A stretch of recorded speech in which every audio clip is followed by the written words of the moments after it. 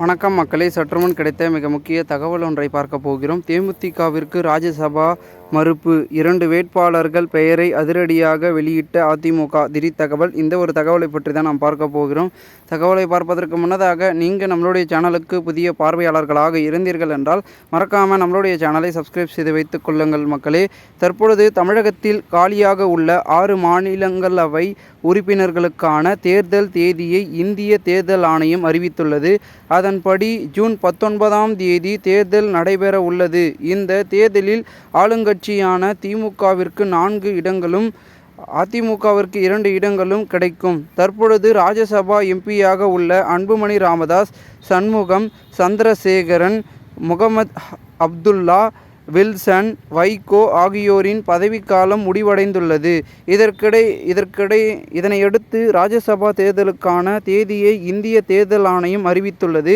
இதனையடுத்து அதிமுக சார்பில் யார் வேட்பாளராக அறிவிக்கப்படுவார்கள் என்ற எதிர்பார்ப்பு எழுந்திருந்தது. குறிப்பாக கடந்த 2024ஆம் ஆண்டு நாடாளுமன்ற தேர்தலின் போது அதிமுக கூட்டணிக்கு தேமுதிக வந்தால் தேமுதிகவிற்கு ஒரு ராஜ்யசபா ஒதுக்கப்படும் என வாக்குறுதி கொடுக்கப்பட்டதாக கூறப்படுகிறது. இதனையடுத்து தேமுதிக தரப்பில் எதிர்பார்த்து காத்திருந்தது. மேலும் தேமுதிகவிற்கு ராஜ்யசபா சீட் வழங்க வேண்டியது அதிமுகவின் கடமை என பிரேமலதா விஜயகாந்த் தெரிவித்திருந்தார்.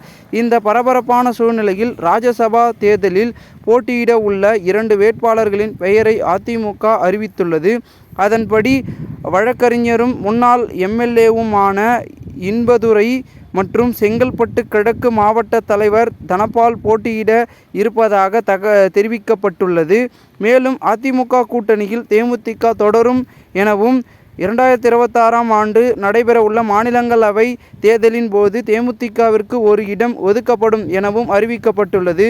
முன்னதாக திமுக சார்பாக வேட்பாளராக வில்சன், கவிஞர் சல்மா, SR சிவலிங்கம் போட்டியிடுவார்கள் என்று திமுக அறிவித்துள்ளது. மக்கள் நீதி மய்ய சார்பாக கமலஹாசன் போட்டியிட இருப்பதாகவும் அறிவிக்கப்பட்டுள்ளது. இதனால் இந்த ஒரு தகவல் தற்பொழுது வெளியாகி பெரும் பரபரப்பாகவும் விறுவிறுப்பாகவும் அரசியல் வட்டாரங்கள் பேசப்படுகிறது. இந்த ஒரு தகவலை குறித்த பொதுமக்கள் உங்களுடைய கருத்துக்களை கூறுங்கள். இதுபோன்று நீங்கள் அரசியல் சாதனை நிகழ்வுகளாம் தினசரி தெரிந்து கொள்ள சேனலை சப்ஸ்கிரைப் செய்து வைத்துக் கொள்ளுங்கள். நன்றி, வணக்கம்.